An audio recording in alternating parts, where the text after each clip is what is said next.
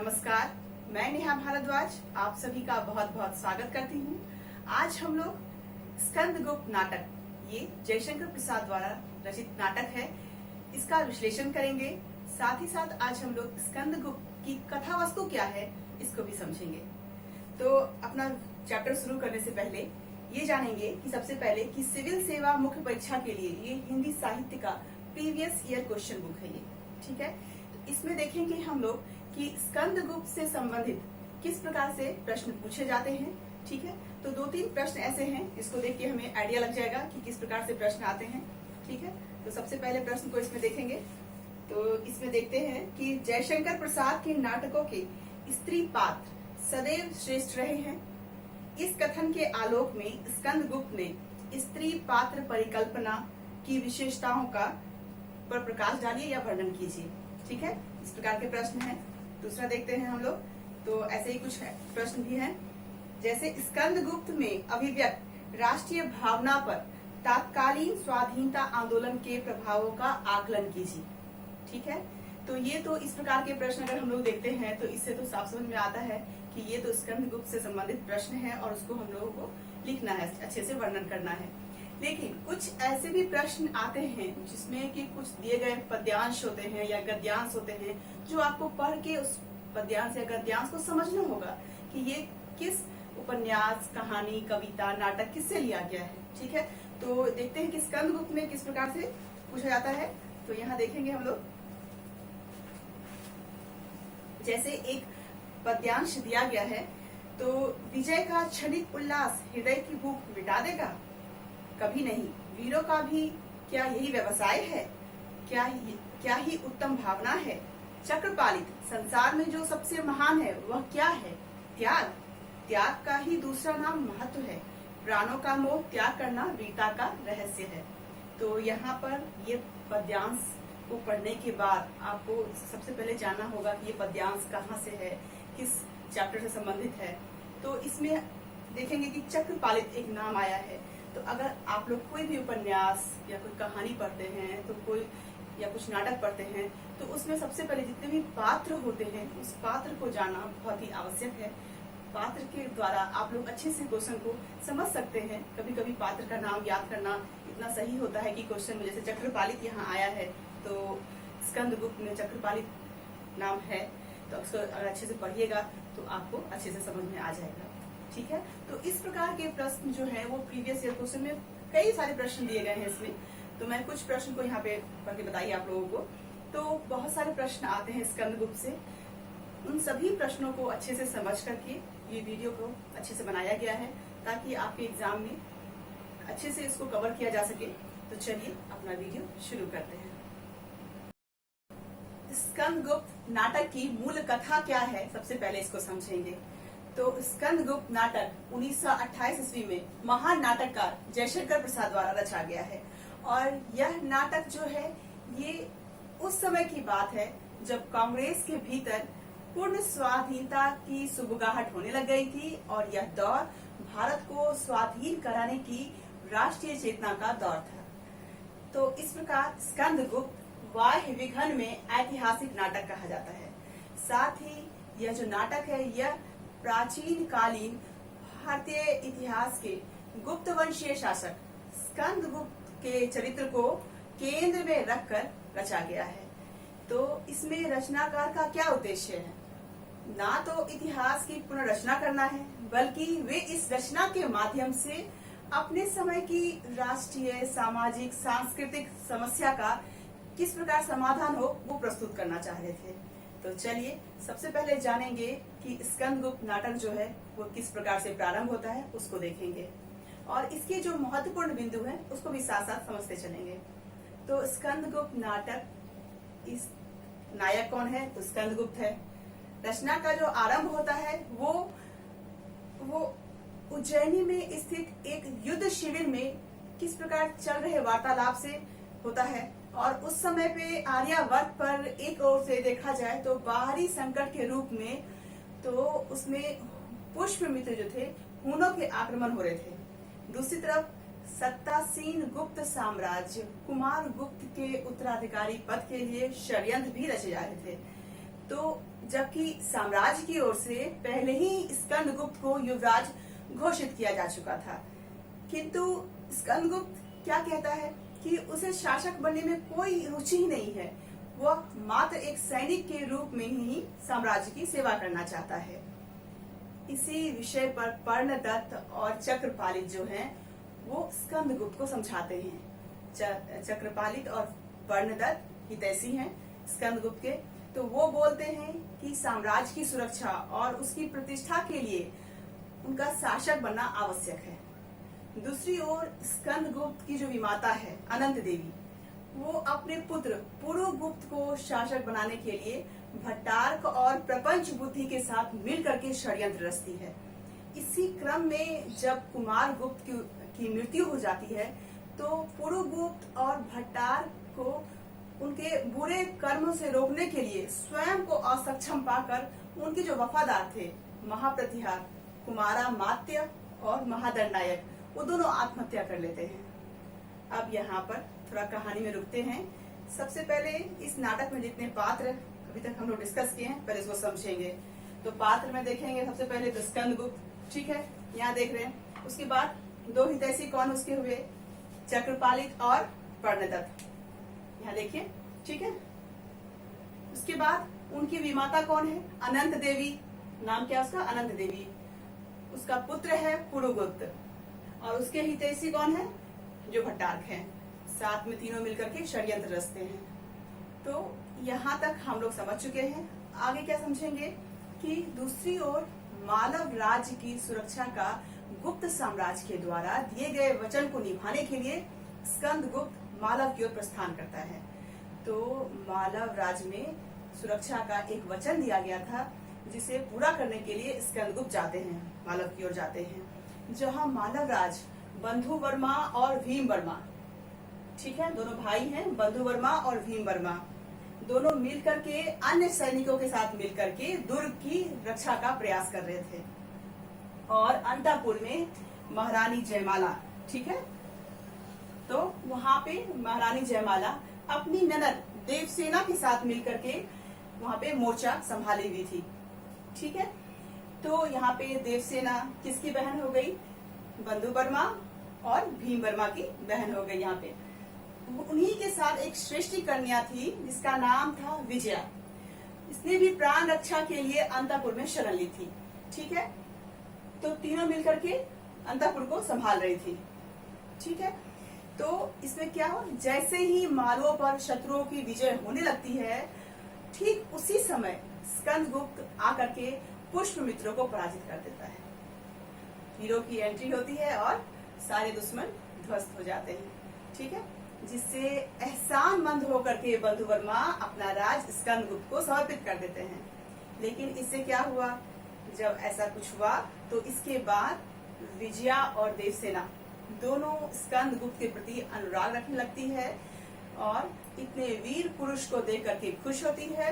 लेकिन जब बंधु वर्मा ने स्कंदगुप्त को अपना राज समर्पित कर दिया तो विजया को क्या लगा, विजया को ऐसा लगा कि देवसेना से स्कंदगुप्त का विवाह कराने के लिए बंधु वर्मा ने यह कार्य किया है। इसीलिए वह देवसेना के प्रति ईर्ष्या भाव रखने लगती है और इसके कारण क्या होता है कि वो कब उससे बदला लेने का भी प्रयास करती है। और यहाँ तक कि उसने एक बार प्रपंच बुद्धि से मिल करके उसकी बलि देने तक का भी षड्यंत्र रचा, जो लास्ट में विफल रहा। उसके बाद देवसेना से बदला लेने के लिए विजया फिर से स्कंदगुप्त की जो शत्रु हैं, अनंत देवी, पुरुगुप्त, भट्टार्क, ये तीनों से मिल जाती है, ठीक है। और उसके बाद क्या होता है कि भट्टार्क के प्रति विजया का विशेष अनुराग होता है, जिसके अंदर ईर्ष्या द्वेष भावना इस प्रकार से हो, उसका मन भी काफी विचलित होता है, उसका मन कभी भी एक जगह स्थिर नहीं रहता है। यही यहाँ पे भाव विजया का है। तो उसका जो अनुराग है वो भट्टार्क के प्रति हो गया, बढ़ गया है। एक अवसर पर जब उसने फिर से स्कंदगुप्त को पाने का प्रयास किया तो यह वेद भट्टार्क के सामने खुल गया, तो जिससे वो लज्जा होकर के वो आत्महत्या करनी पड़ती है उसे। इस प्रकार हम लोग इस कहानी को दो भाग में देखे हम लोग, ठीक है। यहाँ तक कहानी हम लोग समझ चुके हैं। इसके बाद एक और जब स्कंदगुप्त मालव के प्रश्नों में उलझा हुआ था, तो दूसरी ओर षड्यंत्रकारियों ने स्कंदगुप्त की माता, जो उसकी माँ थी देवकी, ठीक है, उसकी हत्या का भी षड्यंत्र रचा। किंतु यहाँ पर भी आकस्मिक रूप से स्कंदगुप्त का प्रवेश हो जाता है, ठीक है, और षड्यंत्र को विफल कर देता है। और क्या होता है, इसके बाद अवंती दुर्ग में एक राज्यसभा आयोजित की जाती है, जिसमें स्कंदगुप्त को शासक घोषित किया जाता है और देवकी माता के परामर्श पर सभी षड्यंत्रकारियों को स्कंदगुप्त क्षमा कर देता है। तो इतनी सारी बातों के बावजूद भी क्या देखते हैं कि अभी भी साम्राज्य पर से जो संकट है वो टला नहीं है और षड्यंत्रकारियों ने क्या किया है, हूण आक्रमणकारियों के साथ मिलकर के दुर्भी संधि कर दी और गांधार घाटी पर आक्रमण कर लिया। ठीक है, स्कंदगुप्त बंधु वर्मा भट्टार की सहायता से आक्रमण का सामना करने का प्रयास करता है। एक और जहां पे बंधु वर्मा इस युद्ध में पराजित हो जाता है, तो दूसरी ओर भट्टार क्या करता है, वो अवसर देख करके फिर से विश्वासघात करता है। वो तो शुरू से ही विश्वासघाती था, तो फिर से विश्वासघात करता है और कुंभा के बांध को तोड़ देता है, जिससे सिंधु की बाढ़ में स्कंदगुप्त सैनिकों सहित बह जाता है। ऐसा प्रतीत होने लगता है कि उसमें स्कंदगुप्त की मृत्यु हो गई है। इसके बाद क्या होता है, जिसके बाद कि पूरा आर्यावर्त बिल्कुल अनाथ सा दिखाई देने लगता है। इसलिए साम्राज्य को फिर से संगठित करने और शत्रुओं का सामना करने के लिए कर्णदत्त देवसेना के साथ मिलकर के भिक्षा मांगने जाता है, ताकि उससे जो एकत्रित धन हो जिससे एक नई सेना तैयार की जा सके। किंतु सौभाग्यवश स्कंदगुप्त बच जाता है, जिसे देख करके फिर से सब में जीने की उत्साह बढ़ जाती है। और अंत में क्या हो जाता है कि हूणों को पराजित कर दिया जाता है। साथ ही स्कंदगुप्त साम्राज्य के भीतर और बाहर भी नियंत्रण प्राप्त कर लेता है। इस प्रकार आर्यावर्त देखा जाए तो बाहरी रूप से और आंतरिक रूप से दोनों रूप से सुरक्षित हो जाता है। तो यहाँ तक ये कहानी सारांश में था। ये नाटक आप लोग जाने, पढ़िएगा, ये नाटक बहुत ही अच्छा है। साथ ही इसमें क्या देखते हैं कि इस मुख्य और आधिकारिक कथा के समानांतर कुछ प्रासंगिक कथाएं भी साथ साथ चलती रहती है। एक कथा स्कंदगुप्त की ही है, जिसमें वह बार बार साम्राज्य की सुरक्षा अपने लक्ष्य से विचलित होता हुआ दिखता है। एक और वो बौद्धों का निर्वाण, योगियों की समाधि, पागलों की सी संपूर्ण विस्मृति चाहता है वो, ठीक है। दूसरी ओर क्या चाहता है कि देवसेना के प्रति जो अनुराग है, अनुरक्त जो है, वो उसमें वो क्या बोलता है, एक अवसर पे बोलता है कि उसे किसी चीज की लालसा नहीं, यदि देवसेना सहमति दे दे वह उसके साथ एकांत के किसी कानन में जाके अपना जीवन व्यतीत कर सकता है। किंतु जब स्कंदगुप्त साम्राज्य की बाहरी और आंतरिक समस्याओं से मुक्त हो चुका था, तो उसका साम्राज्य पूर्ण रूप से देखा जाए तो निष्कंटक हो गया था। तब देवसेना उसके प्रति पूरा समर्पण दिखाती है और क्या कहती है, उसे क्षमा मांग लेती है और विवाह से इनकार कर देती है। तो इस तरह रचना का जो अंत है वो सुख और दुख के मिश्रित प्रभाव के बीच होता है। इसीलिए इस नाटक को समीक्षकों ने प्रसादांत नाटक कहा है। क्या कहा है? प्रसादांत नाटक। ठीक है, इस शब्द को लेके आगे भी चर्चा करेंगे, इसको विस्तार से आगे समझेंगे, प्रसादांत क्यों कहा गया है। ठीक है, तो यहाँ तक कहानी हम लोग को समझ चुके हैं। इस प्रकार एक अन्य कहानी भी है, एक श्रीलंकाई राजकुमार है धातु सेन। ठीक है, एक कहानी क्या इसमें है कि वह गुप्त साम्राज्य का वैभव देखने के लिए भारत आया था, किंतु जब वह गुप्त साम्राज्य में चल रहे भीतर घात जो उससे जो परिचित होता है, तो उसके संबंध में सब वो स्कंदगुप्त की सहायता करता है और उसे ब्राह्मणों और बौद्ध ऋतु होने वाले जितने भी सांप्रदायिक द्वंद्व थे उसमें हस्तक्षेप करते हुए भी दिखाया गया है। इस प्रकार तो इस नाटक में साथ साथ कई सारे नाटक जो है, कहानियां जो है वो चलती रहती है। ठीक है, तो यहाँ पे हम लोग इसको स्कंदगुप्त को सारांश से समझ चुके हैं। इसके बाद इसके जितने भी महत्वपूर्ण बिंदु हैं और इस नाटक का किस प्रकार विश्लेषण करेंगे, इसका नारी चरित्र किस प्रकार से है, इसको भी देखेंगे। इस प्रकार हम लोग स्कंदगुप्त का अगर विश्लेषण करते हैं तो इसमें क्या देखते हैं कि प्रसाद की जो नाट्य कला है, इसके अंतर्गत स्कंदगुप्त में हूण से संघर्ष, ठीक है। दूसरा क्या देखते हैं, ब्राह्मण बौद्ध संघर्ष समकालीन दौर का प्रतिनिधिक रूप है। और इसमें क्या देखते हैं कि राष्ट्रीय मुक्ति और नव जागरण की प्रेरणा से लिखित विराट संघर्ष है। इसके अंतर्गत मनोरंजन और व्यावसायिकता से भिन्न है, स्वदेशिता और रचनात्मकता है। इसके अंतर्गत प्रसाद के लिए नाटक एक जो है एक साहित्यिक विधा है और इसकी साहित्यिक रचनाशीलता की रक्षा करना इसकी पहली शर्त मानते हैं वो। दूसरा क्या देखते हैं हम लोग कि नाटक की रचना रंगमंच को ध्यान में रखकर नहीं की जानी चाहिए, बल्कि नाटक के अनुसार रंगमंच को रूपांतरित किया जाना चाहिए। ठीक है। तो प्रसाद के नाटकों का मंचन एक चुनौती रहा है। वे नाटककार को रंगमंच की अपरिहार्यता से मुक्त होकर के लेखन की प्रेरणा देते हैं। इस प्रकार प्रसाद के नाटकों में वैशिष्ट उनकी रचनाशीलता और उनकी एक रचनात्मक कृति के रूप में ज्यादा है, ना कि कहा जाए तो उनके मंचन की सफलता या असफलता से है। यह प्रसाद के नाटकों की शक्ति भी है और सीमा भी है। तो इस प्रकार देखेंगे हम लोग संघर्ष की प्रधानता के अंतर्गत देखते हैं तो स्कंदगुप्त की कथा वस्तु में हमें पर्याप्त नाटकीय तत्व मिलते हैं। ठीक है। और साथ ही साथ इसमें आंतरिक और बाहरी रूप से कई नाटकीय तत्व हैं इसके अंतर्गत। ठीक है। पहले अंक के पहले दृश्य में ही पाठक को आभास हो जाता है कि वह कथा वस्तु के केंद्र में वहां पे कौन सी समस्या है।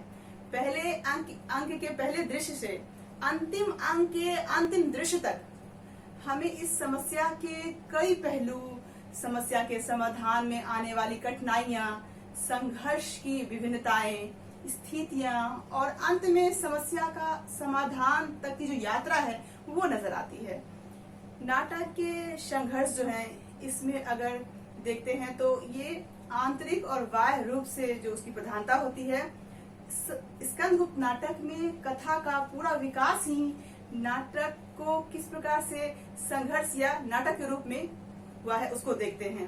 प्रसाद के नाटकों में पात्रों की बहुलता को एक दोष माना जा सकता है। तो इसमें क्या देखते हैं हम लोग कि नाटक में ज्यादा पात्र होने से उसके जो निजत्व को चरित्र करना नाटककार के लिए मुश्किल हो जाता है। पर प्रसाद की सफलता इस बात में है कि चरित्र छोटा हो या बड़ा हो, उसकी विशिष्टता को और अधिक महत्व देना और चित्रित करने में वे हमेशा सफल रहे हैं। हर चरित्र को उसकी पूरी विशिष्टता में चित्रित किया है। स्कंदगुप्त की दो समस्याओं को प्रसाद ने अपने समय की, कहा जाए तो अपने समय की चिंताओं से जोड़ा उन्होंने।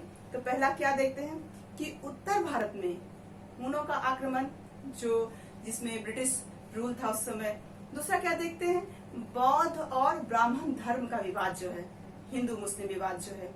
इस प्रकार हम लोग क्या देखते हैं कि प्रसाद की साहित्य की मूल चिंता क्या है, राष्ट्रीय मुक्ति और राष्ट्रीय जागरण। पर इसके अलावा क्या देखते हैं कि प्रसाद स्त्री पुरुष संबंधों की समस्या पर भी ध्यान देते हैं। स्कंदगुप्त में हम लोग देखते हैं विजया, देवसेना, नायक का जो अंतर्द्वंद है वो प्रसाद के नाटकों में दिखता है। उनमें किस प्रकार से मनुष्यों कमजोरियां हैं वो भी दिखती है। साथ ही साथ प्रसाद के नाटकों में हम लोग जीवन मूल्य जो है, नाटक का जीवन मूल्य कहा जाए तो इसमें हजारी प्रसाद द्विवेदी ने कहा है कि प्रसाद के नाटकों से भारतवर्ष की अंतश्चेतना के दर्शन का सिंह द्वार अनावृत हो गया है। प्रसाद के नाटकों को रस प्रधान नहीं कहा जा सकता है क्योंकि वे आदि से अंत तक किसी एक स्थायी भाव के केंद्र से ही विभापन व्यापार का संयोजन नहीं करते हैं। प्रसाद चरित्रों और परिस्थितियों की व्यक्तिगत विलक्षणता जो है उसको सामने लेके आते हैं। पात्र के सामाजिक स्वरूप जो होते हैं उसके व्यक्तित्व द्वंद्व जो है उसको भी प्रदर्शित करते हैं। उसके चरित्र का किस प्रकार से द्विधा विभक्त संशयग्रस्त रूप दर्शक के सामने आता है। रसवादी नाटकों के साधारणीकृत चरित्र चित्रण में किस प्रकार की व्यक्तिगत विलक्षणता देखने को नहीं मिलती है। तो प्रसाद के चरित्र चित्रण का आधार जो है वो चरित्र के व्यक्तिगत विशेषता से उत्पन्न सूक्ष्म विरोध कहा जा सकता है। पुरुगुप्त स्कंदगुप्त का विरोध, विजया का स्कंदगुप्त से अनायास विरोध, जो इस प्रकार हम लोग इसमें देखते हैं। आगे हम लोग स्कंदगुप्त की चरित्र योजना क्या है इसको समझेंगे हम लोग। तो इसमें हम लोग क्या देखते हैं कि प्रसाद जो है वो नाट्य लेखन में अगर देखा जाए तो उनकी नाटकों की जो परंपरा है उन्हें वो विरासत में नहीं मिली थी। उसमें उस समय रस को साध माना जाता था और चरित्र को साधन। उन्हें भारत में चरित्र प्रधान नाटकों की परंपरा नहीं मिली थी। वे पश्चिम की परंपरा, पारसी रंगमंच शैली तथा लोक नाट्य शैली से भी वे परिचित थे, लेकिन इनमें से कोई भी परंपरा चरित्र प्रधान नाटकों पर आधारित नहीं थी। इसी समय में प्रसाद स्वच्छंदतावादी परंपरा के नाटकों से परिचित हुए और चरित्रों की प्रधानता और स्वाभाविकता से किस प्रकार वे प्रभावित हुए वो दिखता है उनके नाटकों में। और उनके नाटकों का अगर अंतिम दौर देखा जाए तो उद्देश्य प्रधान नाटकों से चरित्र प्रधान नाटकों की ओर किस प्रकार बढ़ता है वो देखते हैं हम लोग हैं। और यह जो बढ़ने का दौर है उसमें हम लोग देखते हैं ध्रुव स्वामिनी, ये कब आया था? 1934 में। इसको हिंदी के चरित्र प्रधान नाटकों की परंपरा का प्रस्थान बिंदु कहा जा सकता है। और स्कंदगुप्त जो है वो पूर्णतः चरित्र प्रधान नाटक तो नहीं है, लेकिन उसमें चरित्रों को स्वतंत्र महत्व देने की कोशिश जरूर की गई है, ये दिखाई पड़ती है उसमें। हम देखते हैं स्कंदगुप्त के चरित्र जो हैं वो मुख्य अगर सामान्यतः देखा जाए तो वर्णगत है। तो वर्णगत किस प्रकार से है? तो अच्छाई या बुराई के प्रतीक है। और यह जो विशेषता है ये भारतीय और पश्चिमी दोनों परंपराओं में दिखती है। स्कंदगुप्त के चरित्र जो हैं उसे 3 वर्गों में विभाजित किए गए हैं। कौन कौन है? अच्छे वर्ग, बुरे वर्ग, एक है अच्छाई और बुराई का मिश्रण वाला वर्ग। ठीक है, तो अच्छे वर्ग में कौन है? यानी जिसका चरित्र देवता के जैसा हो। इसमें कौन कौन देखते हैं? पर्णदत्त, चक्रपालित, भीम वर्मा, बंधु वर्मा, कमला, देवसेना, रामा, ये सब किसमें है? ये सब अच्छे वर्ग में है। बुरे वर्ग में देखेंगे यानी जिसका चरित्र दानवीय प्रवृत्ति वाला हो। इसमें प्रपंच बुद्धि, विजया, ये सब किसमें है? बुरे वर्ग में है। एक है ऐसे कुछ चरित्र हैं जो आमतौर पर अंत में बुराई से अच्छाई की ओर बढ़ते हैं, वे दिखाई देते हैं। उदाहरण देखेंगे तो भट्टार, शर्वनाग, पुरुगुप्त, अनंत देवी, इस प्रकार से ये सब अच्छाई और बुराई का इसमें मिश्रण है। तो स्वच्छंदतावादी नाटक का होने के कारण प्रसाद जो है चरित्रों की सहजता को उभारना चाहते हैं। किसी आदर्श या उद्देश्य के कारण उन्हें एक आयामी यांत्रिक निर्जीव नहीं बनाना चाहते। वो अच्छे से अच्छा व्यक्ति भी किसी न किसी बिंदु पर बुरा होता है और बुरे से बुरा व्यक्ति भी किसी न किसी के लिए तो अच्छा जरूर होता है। तो इस प्रकार जो व्यक्ति बाहर से बेहद दृढ़, साहसी और नैतिक नजर आते हैं वे भी आंतरिक स्तर पर घुटन या विचलन महसूस करते हैं और अंतर संघर्षों से वे बच नहीं पाते हैं। स्कंदगुप्त का चरित्र देखें तो विशेष रूप से इसका परिचायक कहा जा सकता है। वह देश को बचाना चाहता है लेकिन देवसेना का आकर्षण उसे विचलन करता है। इसी प्रकार राज्य के दायित्व को निभाता है लेकिन उसके वास्तविक मन को बौद्धों के निर्माण, योगियों की समाधि और पागलों की सी संपूर्ण विस्मृति उसकी तलाश है। तो देवसेना के भीतर भी ऐसा ही अंतर्द्वंद है।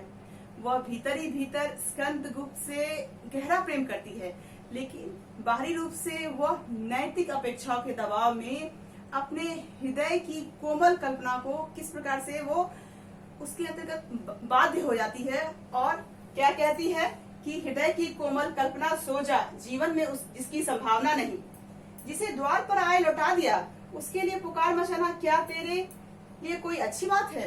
इस प्रकार से वो कहती है। ठीक है, तो चरित्र योजना पर इतना ध्यान देने के बावजूद स्कंदगुप्त मूल रूप से अगर देखा जाए तो उद्देश्य प्रधान नाटक है जिसमें चरित्रों को स्वतंत्र होने से रोका गया है। ठीक, अगर हम संक्षेप में प्रसाद की कमियों को देखते हैं तो आइए इसको आगे समझते हैं। अब हम लोग समझेंगे कि प्रसाद की जो चरित्र योजना है उसकी क्या क्या कमियां हैं। तो इसमें क्या देखते हैं कि नाटक के आकार की दृष्टि से चरित्रों की संख्या बहुत अधिक है। इसमें कुल 33 चरित्र हैं और इन सभी को याद रख पाना पाठक के लिए कठिन होता है। इसके साथ क्या देखते हैं हम लोग दूसरा कि चरित्रों की संख्या उतनी बड़ी समस्या नहीं बनती यदि चरित्रों का निर्वाह उचित तरीके से होता तो। कुछ अनावश्यक चरित्र नाटक में मौजूद है, जैसे मालिनी। गौण चरित्र देखा जाए तो उसका ज्यादा महत्व दे दिया गया है। तो गौण चरित्र में मातृगुप्त, मृदुगल, भीम वर्मा। इसी प्रकार हम देखते हैं कि गौण चरित्र को अधिक महत्व देने का परिणाम यह हुआ है कि प्रमुख चरित्र को पर्याप्त स्थान या महत्व नहीं मिल सका है। तीसरा क्या देखेंगे हम लोग कि चरित्रों के पर्याप्त विकास के लिए आवश्यक होता है कि ऐसी कई परिस्थितियां उपलब्ध कराई जाए जिनमें उनके कई पक्ष उभर सके। यदि एक प्रमुख चरित्र को छोड़ दिया जाए तो बाकी चरित्रों के लिए पर्याप्त स्थितियां नहीं जुटाई जा सकती है इसमें। ठीक है। चौथा हम लोग देखते हैं कि कुछ चरित्रों को अगर मुख्य रूप से देखा जाए तो अधिकांश रूप से जिसमें नारी चरित्र है, नारी चरित्रों के संदर्भ में जो प्रसाद का उद्देश्य है, तो इसमें हम लोग देखते हैं कि विजया नाटक में सिर्फ इसलिए है ताकि उसके माध्यम से देवसेना की महानता को उभारा जा सके। तो कुल मिलाकर के देखा जाए तो स्कंदगुप्त की जो चरित्र योजना है वो ऐतिहासिक दृष्टि से बहुत ही महत्वपूर्ण है। आगे हम लोग क्या समझेंगे इसमें अब कि प्रसाद के नाटक में जो है वो चरित्र प्रधान है। ठीक है। तो इसके अंतर्गत हम लोग देखते हैं कि चरित्र चित्रण की विशिष्टता क्या क्या है उसको देखेंगे। तो इसमें हम लोग देखते हैं तो नियति की रंग भूमिका किस प्रकार से है, तीव्र मानवीय अंतर्विरोध है इसके अंतर्गत, मनोवैज्ञानिक चित्रण है, वैवाहिकपूर्ण चरित्र सृष्टि है इसके अंतर्गत, नियति जैसे अव्यक्त पात्र की विशिष्ट रंग भूमिका है इसके अंतर्गत, नियतिवाद जो कर्म की ओर ले जाता है वही प्रसाद का नियतिवाद है यहाँ। और इसी पृष्ठभूमि पर में हम लोग भट्टार का हृदय परिवर्तन देखते हैं। साथ ही इसमें देखते हैं हम लोग रोमांटिक धर्मी अवसाद की चेतना स्कंदगुप्त में है, वह अंततः हतभाग्यशाली व अकेला रह जाता है। अंतर्द्वंद की प्रधानता है इसके अंतर्गत। तो प्रसाद समरसतावादी विचारक हैं और इसी परिप्रेक्ष्य में वे अंतर्द्वंद चित्रण को एक अर्थवान रूप में ढालते हैं। प्रसाद के नाटक जो हैं उसमें चरित्र प्रधान है, उसके कई सारी विशेषताएं हैं। तो प्रसाद के नाटकों में चारित्रिक और वैवाहिक या मनोवैज्ञानिकता उसके क्रियाकलापों के कई मंतव्य जो हैं उसको लक्षित करके आलोचकों ने इनके नाटकों को चरित्र प्रधान नाटक माना है। इस आचार्य नंद दुलारे वाजपेयी क्या कहते हैं इनके विषय में कि चरित्रों की सजीवता और बहुरूपता उनका सर्वप्रथम गुण है। व्यक्ति के चित्रों के अंकन में उन्हें अधिक सफलता मिली है। चरित्र चित्रण प्रधान होने के कारण उसके अंगभूत मनोवैज्ञानिक पक्ष का सुंदर निरूपण यहाँ पे किया गया है। डॉक्टर नगेंद्र क्या कहते हैं कि स्पष्टतः ये नाटक चरित्र के द्वंद्व को लेकर चले हैं। उनकी सबसे बड़ी विशेषता चरित्र निर्माण में है। इसी प्रकार फॉरेस्टर क्या बोलते हैं कि यदि किसी लेखक की चेतना रोमांटिक धर्मी है तो वह मानवीय संबंधों को सुंदर रूप में ही देखेगा। उसके अंदर दिखलाई पड़ने वाले पारस्परिक घृणा, द्वेष की जो कुलसित ढंग होते हैं वो कम होते हैं। यही कारण है कि प्रसाद के उनके जो पात्र जो हैं, जो बुरे पात्र हैं, उसके मोहभंग दुर्बलता और के भीतर किस प्रकार से एक सुख सद्वृत्तियां जो है वो अवसर पाकर के उभर जाती है। तो उदाहरण में हम लोग देखते हैं पूर्वगुप्त, भट्टार, विजया, ठीक है, अनंत देवी, ये सब है। तो आचार्य रामचंद्र शुक्ल क्या कहते हैं कि यद्यपि प्रसाद के नाटक ऐतिहासिक हैं, उनमें आधुनिक आदर्शों और भावनाओं का आभास इधर उधर बिखरा मिलता है। स्कंदगुप्त और चंद्रगुप्त दोनों में स्वदेश प्रेम, विश्व प्रेम और आध्यात्मिकता का आधुनिक रूप रंग बराबर मिलता है। वर्तमान इतिहास की अगर पुनरावृत्ति है तो अतीत वर्तमान से कटा हुआ कालखंड नहीं है। इतिहास के आईने की आवश्यकता हर जाति को अपना आदर्श संगठित करने के लिए होती है। प्रसाद क्या कहते हैं कि मेरी इच्छा भारतीय इतिहास के अप्रकाशित अंश में से उन प्रकांड घटनाओं का दिग्दर्शन कराने की है जिन्होंने हमारी वर्तमान स्थिति को बनाने का बहुत कुछ प्रयत्न किया है। तो ठीक है, ये प्रसाद कहते हैं। तो ये सब बहुत अच्छे नोट्स हैं, इसको आप लोग नोट डाउन कर लीजिएगा। तो आगे हम लोग क्या देखेंगे, प्रसाद के जो नाटक हैं वो काल्पनिक और स्वतंत्र नहीं है, बल्कि ऐतिहासिक और सांस्कृतिक है। ऐतिहासिक नाटकों की रचना करते हुए भी देश के तत्कालीन संपूर्ण वातावरण का उन्होंने ध्यान रखा है। उनके नाटकों में हम लोग इसी कारण क्या देखते हैं कि तो भास्वरता और संपन्नता दिखता है, ये नंद दुलारे कहते हैं। इस प्रकार हम कह सकते हैं कि इतिहास या निष्कर्ष रूप से प्रसाद के जो नाटक हैं वो ऐतिहासिक देशकाल को उसकी समग्रता में प्रस्तुत करते हैं। और इतिहास का देश का निरूपण जो है वो 3 स्तरों पे किए हैं। वो पहला क्या देखते हैं हम लोग कि सार्वकालिक सार्वदेशिक मूल्यों के रूप में मनुष्यता के तमाम मूल्य हर देश काल के लिए रिलेवेंट है। ठीक है। दूसरा क्या देखते हैं, तात्कालिक महत्व के मूल्य आर्थिक, सामाजिक, धार्मिक एवं राजनीतिक मूल्य को जो देश काल तक ही सीमित रहते हैं। स्कंद गुप्त में तत्कालीन देश काल का पूरा ध्यान प्रसाद ने रखा है। ठीक है। पदों का नामोल्लेखन, प्रचलित रूढ़ियां का वर्णन इस प्रकार अच्छे से किया गया है। तीसरा देखते हैं हम लोग व्यक्तित्व अनुभूति जन्य राग विराग। ठीक है। तो प्रसाद को चरित्रों के चित्रण इस प्रकार घटित हुआ है जिसमें व्यक्तित्व अनुभूति की खोज का भाव अधिक रूप से सामने आता है। ठीक है। तो इस प्रकार से हम लोग यहाँ तक इसका जितना भी स्कंद गुप्त में है, इसकी मूल कथा, इसका चरित्र चित्रण किस प्रकार से किया जा सकता है। इसके बाद हम लोग एक एक करके स्कंद गुप्त का चरित्र चित्रण, देवसेना का चरित्र चित्रण इस प्रकार से हम लोग करेंगे। तो आज के लिए इतना ही। अगर आप लोग अभी तक हमारे चैनल को सब्सक्राइब नहीं किए हैं तो प्लीज कर लें, क्योंकि अगर आपको ये वीडियो सच में अच्छा लग रहा है तो क्योंकि ये स्कंद गुप्त नाटक बहुत ही लंबा नाटक है और ये कम से कम 2 या 3 पार्ट में जाएगा। तो अब ये पहला पार्ट है। अगर इसका दूसरा पार्ट या तीसरा पार्ट आपको देखना है तो चैनल को सब्सक्राइब कर लें। जब भी हमारा कोई भी नोटिफिकेशन आएगा तो आपको सबसे पहले पता चल जाएगा। तो आज के लिए इतना ही। इस प्रकार की खास जानकारियाँ हमारे चैनल के माध्यम से आपको मिलती रहेगी। हमारे चैनल के साथ जुड़े रहें। आज के लिए इतना ही। धन्यवाद।